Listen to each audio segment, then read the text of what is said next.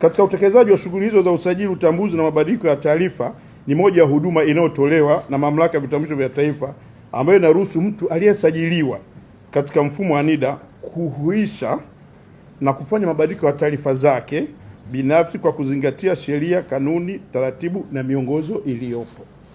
Naomba nirudie. Katika utekelezaji wa shughuli hizo, shughuli zetu kama sisi tunaofanya utambuzi, tunaruhusu pia kuhuisha taarifa, kufanya mabadiliko, lakini ukifuata taratibu na misingi na sheria iliyowekwa. Si unakuja tu jina lako unaitwa Niko Rusingu, lakini unakuja kujiandikisha pale kwa sababu unaipenda Yanga, unaamua kuandika Niko Pacome Rusingu.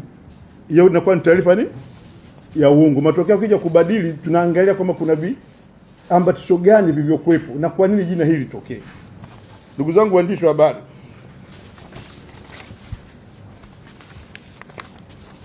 kama mnavyofahamu, kumekuwa na maombi mbalimbali ya mabadiliko ya taarifa ambayo yamewasilishwa kipindi kirefu, lakini hayakuweza kufanywa kwa kazi, na hivyo kuleta taharuki na malalamiko makubwa kwa wananchi, ambayo yamesoka kipindi kirefu, lakini hayakuweza kufanywa kazi kutokana na kutokidhi matakwa na utaratibu uliokuwa unatumika hapo awali.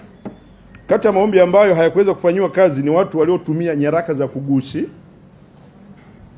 pamoja na waliotoa taarifa za udanganyifu wakati wanajisajili.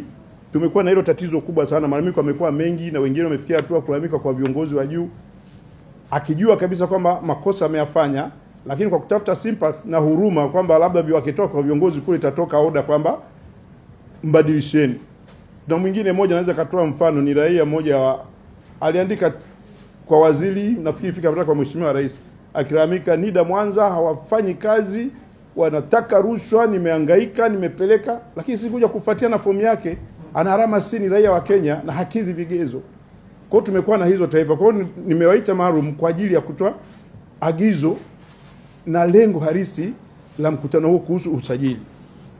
Kufuatia hali hiyo, serikali imetoa kibali maalum kwa ajili ya kushughulikia maombi hayo ya mabadiliko ya taarifa ambayo awali hayakuweza kufanyika kutokana na kukinzana na miongozo inayosimamia mabadiliko ya taarifa. Kibali hiki maalum kimetolewa kwa kipindi cha mwaka mmoja kuanzia Oktoba 25.